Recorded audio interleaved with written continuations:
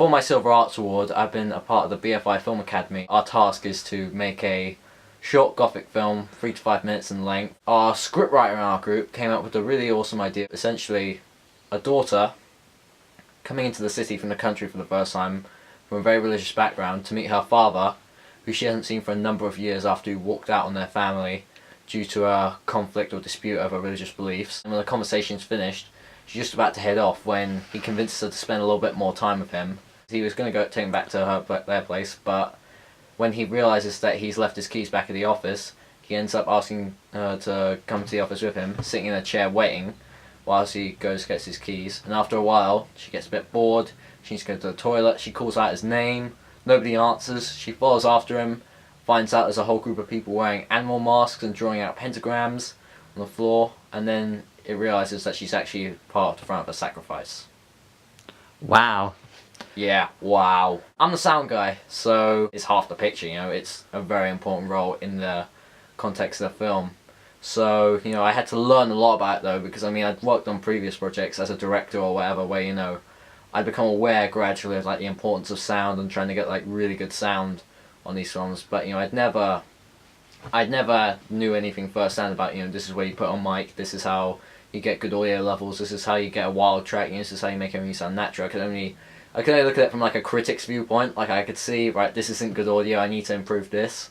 But, you know, I didn't actually understand the inner workings of like how to get exactly that good sound and everything.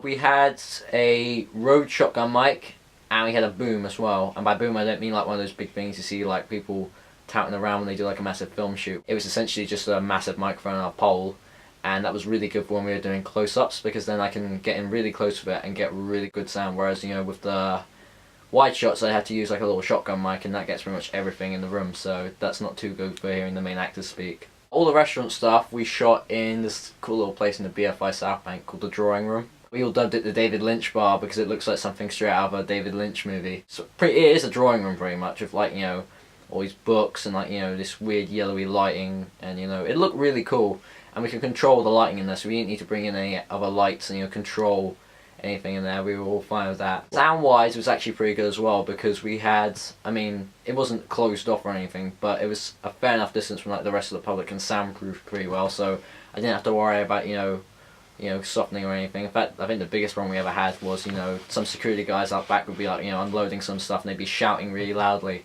And so then I still kept recording, because obviously, you know, that sounds like, you know, there's people there, and obviously we only had like a couple of extras on the day, not causing that much noise for obvious reasons, you know, not to get in the way of the dialogue. But then the way you cover it up in editing is you go outside to, you know, where's this little cafe, the Benugo bar in the BFI, right outside the drawing room, and you just record like 3 or 4 minutes of good audio there, and then when it comes to post I can literally just slap that on underneath the sound that we got from that room, as well as room tone. I got about a minute's worth of room tone, just recording how the way the room sounded without anyone speaking in it. And, you know, you loop that all over and it sounds really naturalistic. Well, one great thing they did was they got all the on-set sound recorders for each group. We got into a little workshop with Iari, who's one of our tutors on the course. Because he does a lot of corporate work outside of, you know, BFI and everything, he knows how to handle like cameras and lenses and sound equipment, so he gave us a little masterclass on how to use things, which is good, because, you know, at the time I didn't actually know how to, you know, physically use one of these things. So having him go over it in just like the course of like less than 2 hours and just say, you know, this is a mic, this is a Zoom or Taz cam recorder, this is how you plug it in, this is how you record, you know, this is what you're going to want to do on set. You know, we asked loads of questions. I jotted down more notes in that section I have for any of the other masterclasses that we've done, you know, not because they're not important or anything, but because, you know, this was really something that, you know, was going to be my role and responsibility, and I knew what I wanted to achieve and how I was going to achieve it, and I knew essentially what I was going to do to put into it. But I still need to know, I needed to learn more, so, you know, I put a lot of hard work into making sure that I knew everything that I was going to be doing there. Our director, I mean, other than obviously just, you know, recording the dialogue and make sure we had clean audio, because, you know, that's pretty much the aim of anything. Now, he was really influenced by a film called Kill List, which has a similar plot to ours in terms of like the whole killer cult sacrifice thing. You know, when it came to post, he was saying he wanted to put in lots of really slow drones, and also in the original draft of the script we had, we were going to be having intercutting between flashbacks in the middle of the dinner table scene, which we didn't get around to shooting because after shooting a whole day worth inside the drawing room and doing the 2 actors, we realised they got enough chemistry that it works. You know, we don't need to had this extra thing to back it up to reinforce it, and so the tutor said, well, maybe you can include it in post, and then we got to post and we're like, nah, we don't need it, so we just jettisoned it immediately. One of the few things that has been really fun is experimenting, finding all these like royalty-free sound effects online and mixing them and seeing the effects we can create. So you have these long, slow drones that start as like just a bit of a low-tone humming, and then you get another one a little bit more unnatural and suspenseful and a bit more Suspiria like, and as she pulls open the door, and we have some very Suspiria like Dario Argento like red lighting coming from the door, and it's very atmospheric. And then when you eventually get to the wide shot, like actually seeing like the sacrifice and everything, that's when you have the big like Shaun of the Dead style choral humming, oh, kind of thing that really backs up, and it, all together it just sounds epic. And like when you show it to people with the fast editing and everything that our editor did as well, it looked really cool. I didn't really know enough about sound to say, well, we can go in a completely different direction with this. I was still pretty much learning as we were going along, and it did, especially as the shoot wound down and we're now getting into like putting the film together. It has pretty much been about can you just go out and get some sound. So the weekend after the shoot, me and one of the tutors and another sound guy essentially went out and we all just like recorded loads of sounds. So we got some more atmospherics. And because one of our tutors was like really enthusiastic about like doing the weirdest stuff to try and find like the most abstract sounds. Obviously we got sounds that we didn't get on location that we'd need, so, like when she's in the office, she's spinning around on a chair, we need sounds for that, and playing with various stuff on the desks, and we need to get some atmosphere for that. But we also got some really random sounds like the drone, and also we did some really fun ones too. So like because when it gets to the end of the day, it's like oh, why not? We got a bunch of people in the room, we might as well come up with some fun sound effects. Shoved it inside like a cardboard recycling paper bin, and just got people like particularly really creepy because of the reverb you get when you stuff it inside like a box. It sounds really echoey and creepy. We used to have people going like, welcome to my inner sanctum, and doing really creepy voices, even though we weren't going to use it in the end. We just ended up getting loads of fun sound effects that we could use if we wanted to, just because we could. And it helped us learn a lot about like how sound changes depending on where you place the mic, and all these different things you can do. It was more a learning thing as well as a fun thing as well. Well, the shoot actually went pretty smoothly, so I'm not sure if there's any single one element that was collaborative, because we all, obviously our director's directing the actors and everything, and I'm just, initially when you get on set and you're just like crouching down because, it's a wide shot and you can't really be seen there, and so you're poking a little mic out, struggling to try and like get really, really good audio because you're so far away, and it's like, how am I going to be able to do it? But definitely as the shoot went on and we started to get more and more into it, like I think it wasn't really a sense that everyone was directing everything, but certainly we came up with a lot of cool ideas together. So there's one shot in the film, initially it was just like a very close-up thing that was really hard to shoot. Essentially it's a shot of like the dad taking his daughter into the office, and as they walk in, the camera like dollies back but follows them. It keeps at the same speed of them, and that was a really tricky thing. We essentially have our camera guy sitting in a chair, a wheelie chair that's being pulled back by someone else on the crew. I've got this massive mic that I described earlier, where it's attached to a boom pole, like trying to pull it backwards. At the same time, I've got this little wire that's at the bottom of it, keeps hitting against the mic. It's a really nightmarish thing, and then eventually they're like, wait, because obviously this is after Gravity came out and everyone became obsessed with single take stuff. Why don't we do a massive long shot like the end of Scorsese's After Hours, where it goes all the way back to the end of The Office? And initially I was like, you crazy? Because essentially what it meant is I had to, be put in like I had to bend down behind like a desk with this little shotgun mic again, and just have them walk past me, which meant you could hear like, the chair reeling back, them and the footsteps and everything, and eventually after a certain distance, it got far away. But then, we figured out other ways around it, so I recorded another track of them just, reacting the things again, which is another thing Ari taught us.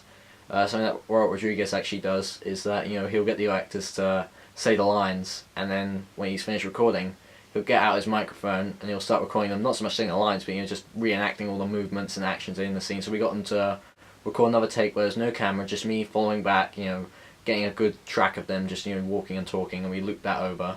And then when we added that really creepy slow drone that I mentioned earlier over it, it looked and sounded really cool, and it ended up producing a really creepy effect. And so that's something that I felt we all play a part. I learned loads of stuff from that shoot, not just as a sound guy as well. I've been a director before on like these other courses at BFI ran, and I kind of felt too much of the pressures of like things being asked of me, like tutors going up to me saying that what the actors can be doing in the scene, what sort of shot do you want, and it's like when you're very new to all this stuff, it can feel a bit like you're being thrown at the deep end and you're not really sure of like what to do. So it's very nice and refreshing for once to so you have to take a step back and almost have like a very much easier role, where it literally is just, you know, you're getting a mic and just pointing at people and you're practicing, like, you know, seeing how certain things work. And it's very much you at your own pace, because no one's like really like paying too much attention to the sound guy. They're focusing on the actors and the camera and making sure everything works so well, and then maybe consulting you at the end of the take. But one really interesting thing is that I noticed with the director is he was a little like me in the sense of, you know, as I just mentioned, you know, I felt, you know, very thrown back by like the demands of like directing, you know, when I was doing those other projects. And he seemed a bit like that to the start, because he hadn't directed on this course before. Like, we did a little practice exercise before where we got into teams similar to ones we're in now, and, you know, just got to know each other, and he hadn't been directing. And then he got thrown in as a director, and the tutor kept asking him all these questions, like, you know, so what sort of things are you going for? And he kept asking him, like, you know, for mood board. It's like a sheet with essentially loads of different pictures representing the sort of thing you're going for. So if you're going to do a really dark, brooding, Christopher Nolan style crime movie, you'd have loads of pictures from Inception and Dark Knight on there, and that's essentially your mood board. It gives a feeling of like the sort of tone and emotion you're going to evoke. But he was asking him for sort of like mood boards and references like lighting and portfolios and, you know, like all this stuff, and he clearly seemed like overwhelmed by it. He was very like, you know, thrown back by all this stuff and this new terminology he was finding. But then one thing that was really cool is that when it came to the shoot, he'd taken this all in, having gone through like, all pre-production, and then just came on set and was like really good as a director, like really confident, really sure, and he was like, yeah, let's go try and get this like Fincher style static shot of a wide angle lens. And it's like, you know, other than the fact that he got to shoot with a wide angle lens, which I'm jealous of, you know, just seeing him, you know, really in his element, like from that point where, you know, it's very chaotic and he's not sure what to do, then coming on to the point where, you know, he's confident enough to, you know, start making his own shot choices and not consult with the tutor, which is what I did a lot of when I was directing. They'd be like, should we do a wide shot? I'm like, yeah, let's do a wide shot. He's like, no, we're going to do a close-up or whatever. So it was really refreshing, and it's good for me as well, because my sole intention isn't just to be a sound guy. It was on this project. But, you know, on other stuff that I might be doing on my own, where I am, like, you know, writing, directing anything all by myself, it's really helped me in terms of, like, you know, seeing someone else go through a similar process that I might have been able to go through, because I was just swamped by it, and seeing how he overcomes it and how he directs on set and handles actors who are, like, way older than him. And it's really, like, nice, you know, see how it all works out in the end, and, you know, seeing that sort of development and progression and thinking that, you know, maybe I could take a few tips from that guy.